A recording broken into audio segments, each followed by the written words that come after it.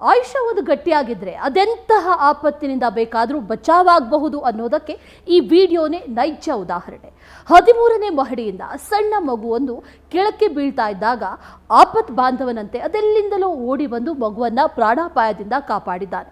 ಮಹಾರಾಷ್ಟ್ರದ ಡೊಂಬಿವಿಲಿಯ ದೇವಿಚಪ್ಪದ ಪ್ರದೇಶದಲ್ಲಿ ಈ ಘಟನೆ ನಡೆದಿದ್ದು 13ನೇ ಅಂತಸ್ತಿನಲ್ಲಿ ಆಟವಾಡ್ತಾ ಇದ್ದಂಥ ಮಗುವೊಂದು ಆಯತಪ್ಪಿ ಕೆಳಗೆ ಬಿದ್ದಿದೆ. ಪುಣ್ಯಕ್ಕೆ ಮಗು ಕೆಳಗಡೆ ಬೀಳೋದನ್ನ ಅಪಾರ್ಟ್ಮೆಂಟ್ನಲ್ಲೇ ಇದ್ದಂಥ ವ್ಯಕ್ತಿಯೊಬ್ಬ ನೋಡಿ ಅಲರ್ಟ್ ಆಗಿದ್ದಾನೆ. ಮಗುವನ್ನ ಕಾಪಾಡೋದಕ್ಕೆ ಅಷ್ಟು ದೂರದಿಂದ ಓಡಿ ಬಂದು ಮಗು ಕೆಳಗೆ ಬೀಳದಂತೆ ಕೈ ನೀಡಿ ಕಾಪಾಡಿದ್ದಾನೆ.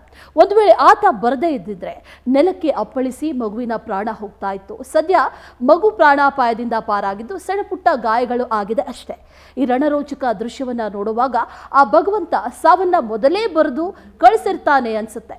ಇಲ್ಲ ಅಂದಿದ್ರೆ ಅಷ್ಟು ಎತ್ತರದಿಂದ ಮಗು ಬೀಳುವಾಗ ದೇವರಂತೆ ಆ ವ್ಯಕ್ತಿ ಓಡಿ ಬಂದು ಕಾಪಾಡಿದ್ದಾನೆ ಅಂದ್ರೆ ಆಶ್ಚರ್ಯ ಆಗುತ್ತೆ ಅಲ್ವಾ?